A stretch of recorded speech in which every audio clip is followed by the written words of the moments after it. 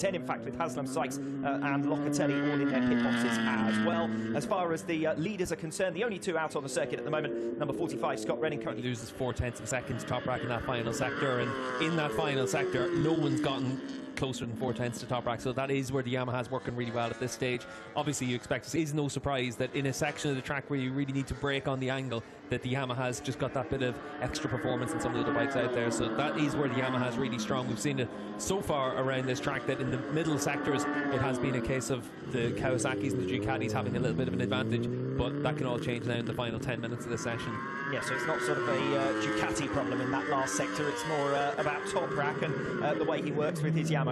Yeah, everyone's going to have a bit of a Top Rack problem in that final sector, and you can see Verlo's making his way out of the pits. He's already put 11 laps under his belt, and that's good to see as well, considering the injuries that he's had over the course of the last few rounds. And hopefully for him it is a case of being back on form and back to closer to full fitness and being able to ride a little bit more uninhibited than he had been in recent rounds. Several riders though waiting a fair while before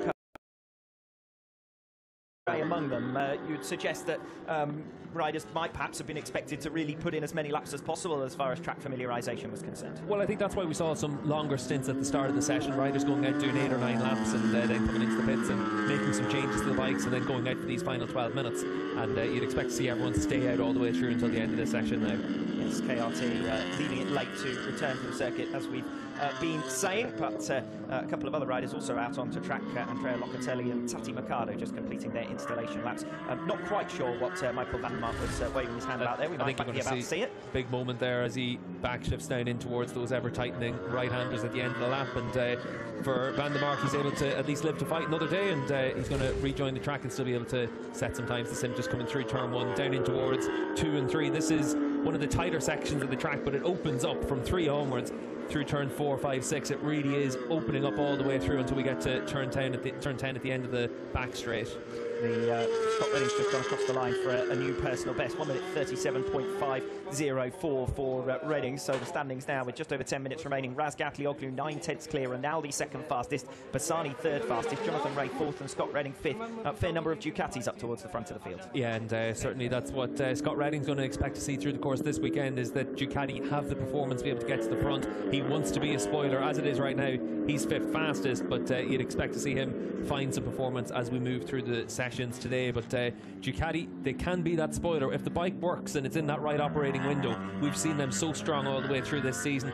This could be one of those tracks that really does suit it, and the reason for that is we're going to have really high track temperatures. We're at 63 degrees track temperature at this point, and it's only going to get hotter through the rest of the day. If you think back to the likes of Misano, when we had high track temperatures earlier in the season, that's when we saw the best from Michael Rubin Rinaldi. If you think back to when we saw some great performance from Bassani as well, that was with the high track temperatures. Yes, at what track temperature does the track temperature indicator start to break? Because if it's going to happen, it's going to be the up. It's already the temperature right up there. Well, I think the humidity meter is definitely broken, because it's only saying 58, and it certainly feels a lot more than that, than 58%. But it is hot and sticky and difficult conditions for everyone here in Indonesia. And speaking to a lot of challenges that they'll face this weekend, one of the big things is just getting your body to cool down after you've been out on track. That's why we're going to see the riders with their little paddling pools out the back of the garages, and they'll get straight into that once they finish the session.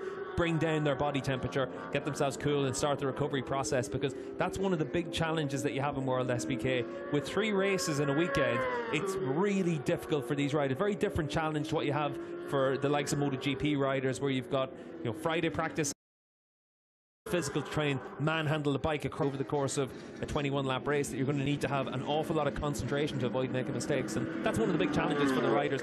Physically, they can deal with that a lot because of how hard they train, and they're all prepared for that physically, but mentally as well, you can't afford to make mistakes. Well, the ones who will struggle with it the most inevitably will be the riders who've been out injured, the riders still recovering from injury. I know Chaz Davies was not fully fit by any stretch of the imagination when he went to Argentina last time out, and was struggling for race fitness as much as anything, having been off the bike clearly through that injury.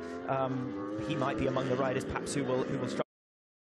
Of Chaz's favourite tracks, one of the places he went really well, because traditionally his fitness has been a big advantage for him, and that is one of the areas where some riders in the past had a big advantage over others. Now pretty much everyone on the grid is super fit, and that advantage that you might have had, it does get minimised quite a bit. But if you just have that small 1% advantage, it can make the difference over the course of 3 races in the weekend. Yes, he's not shy of the mountain passes, is he? A little bit of cycling up in Andorra. Yeah, and you tend to see with all these riders, when you look at their social media, it's always in the middle of race weekends. The gap between race weekends, they're training hard, they're all out cycling or hiking or running or one thing after the other. And I think here in Indonesia, we've seen quite a few of them out swimming as well.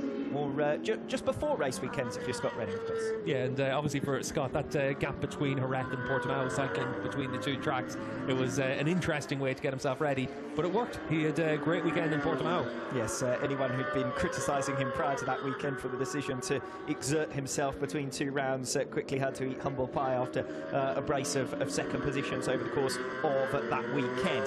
5 minutes to go, so we're into the final stretch now as far as hot laps are concerned. Top rack Wsbk 36.260 at the moment is top rack time. That's going to be second part. He's just trying to use the place to get us into the